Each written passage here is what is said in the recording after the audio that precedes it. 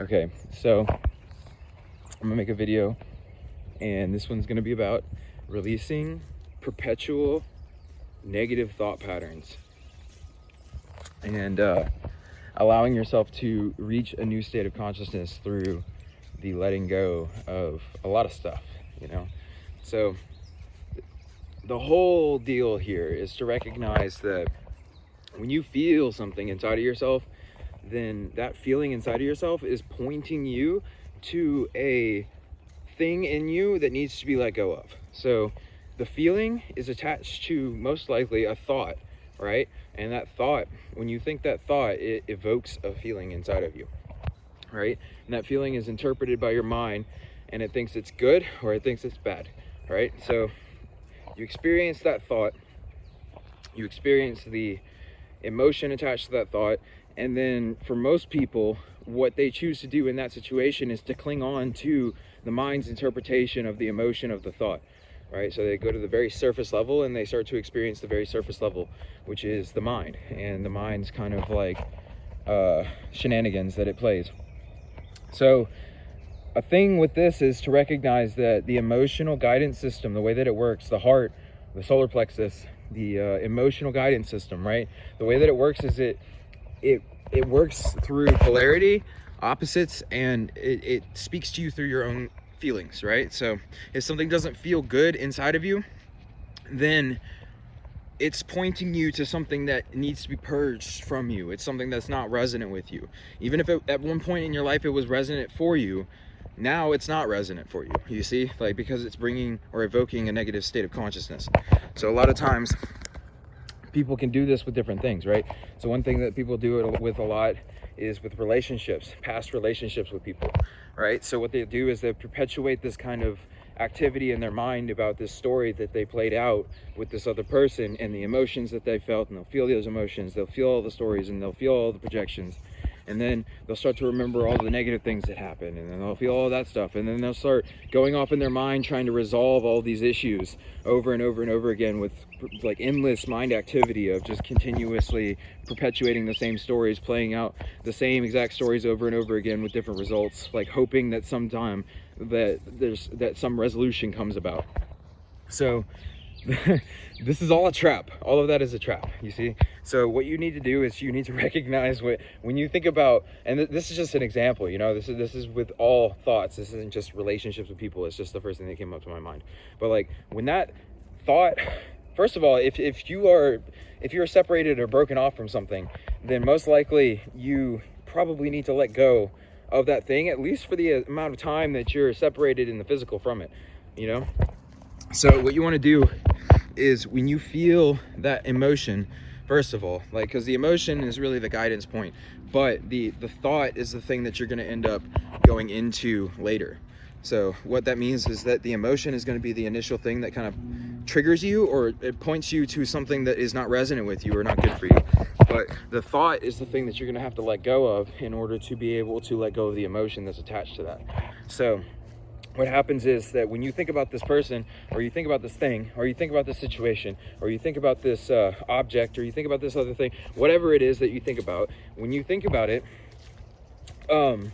you feel into yourself, and you feel into that emotional kind of reaction that you have to that thought.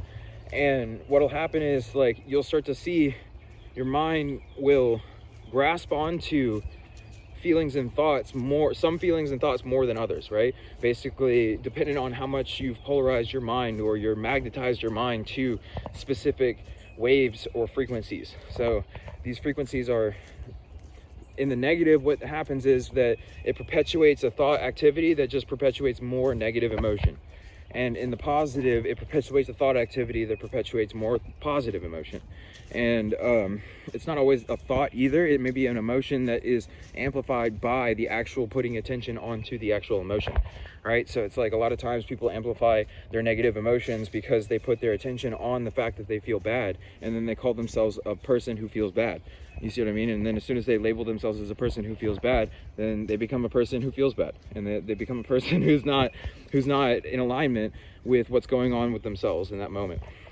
You see what I mean? Like, the whole trick here is to be completely without resistance to the moment. And what that means is that you lose resistance to even good, bad, indifferent, or any of that kind of stuff. You literally just observe all these emotions and feelings as just waves of energy flowing through you. And then through seeing that these are waves of energy or forms of energy, you recognize that energy moves and manipulates itself into other stuff all the time. You recognize, like, when you look from left to right, the energy is reforming into other things as you're looking from left to right. You see what I mean? So energy is always moving. It's always forming into new things.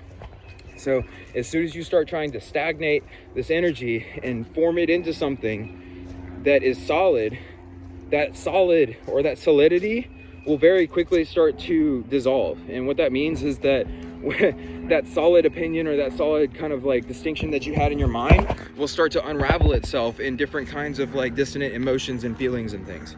And then when that starts to happen, then it perpetuates itself, because the mind thinks that it can fix things by rebuilding them in the mind. Meaning, like, it thinks that by replaying emotions and feelings and thoughts over and over and over again, that it can find some sort of resolution to these emotions. But in reality, all it is just a complex of energy that they've been caught up in. It's like a cyclone or like a tornado of energy that they've put their attention onto, and through putting their attention onto has sucked themselves into. And then what happens is that most of the time, somebody trying to work from the external is not able to really do much of anything until they're able to like wait for the cyclone to stop for at least a second, and then maybe explain to the person that it's not a good idea to walk back into a cyclone just because it's comfortable in the pain and suffering. You see what I mean? And like, this is all metaphorical, but like the point that I'm making though is that like it gets to a point in your consciousness and in your mind, in your body, in your spirit, where you want to make a choice in yourself about your own suffering. Like you want to let go of your suffering. You want to not experience suffering anymore. So in order to do that, you have to do basically a lot of the opposite of what you think that you're supposed to do.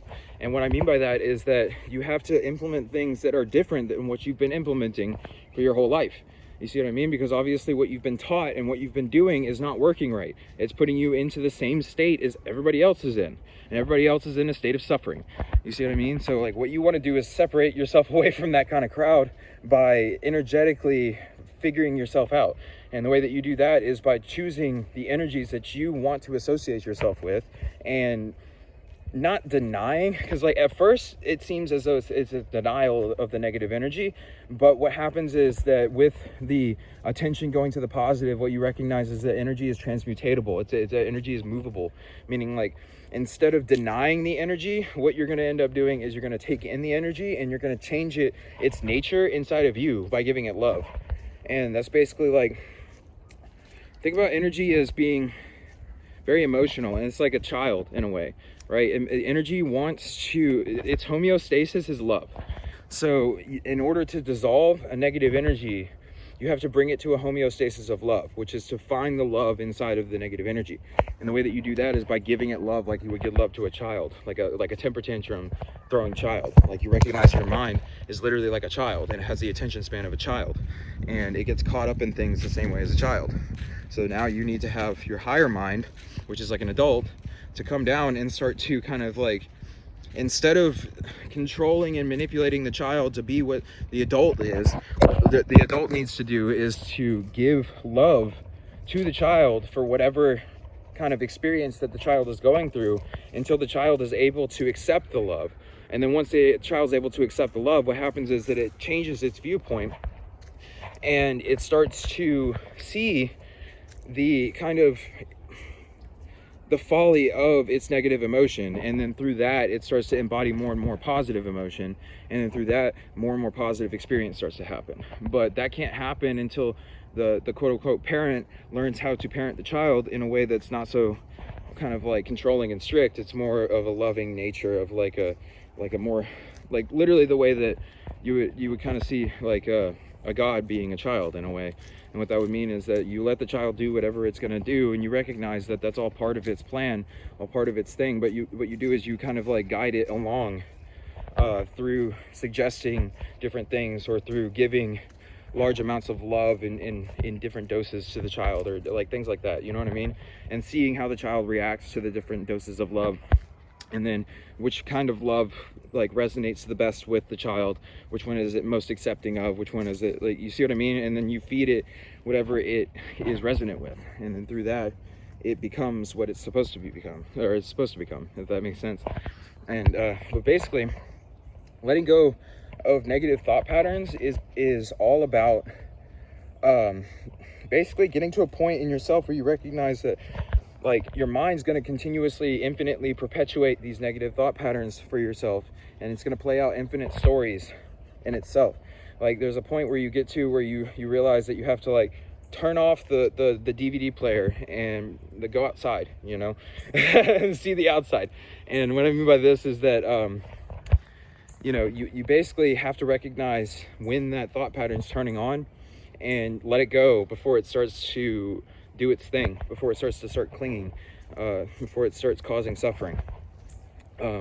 Recognize that thought pattern being attached to a form of suffering, and then choosing yourself to let go of the suffering. And to let go of the suffering, you need to let go of the thought pattern. And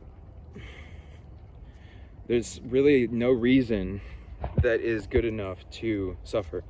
Meaning, like, no matter how powerful the story is, or how powerful the pull is to try to fix something in yourself or in somebody else or in some situation or any of that kind of stuff, like, it's better, in my opinion at least, it's better to detach yourself from that whole drama and to experience a state of joy and happiness in yourself, and then look at it from that state. And then when you look at it from that state, it just looks ridiculous, you know, like all the powerful negative emotions and dramas and all that kind of stuff doesn't seem like a big deal anymore, because it's not. It's all just an illusion. It's all mind illusion perpetuating itself, and that's the purpose of the mind. So there's really nothing that you can do about that, you know, other than to recognize how to navigate that, you know. And the way that you navigate it is just by not putting attention onto all of those lower thought forms.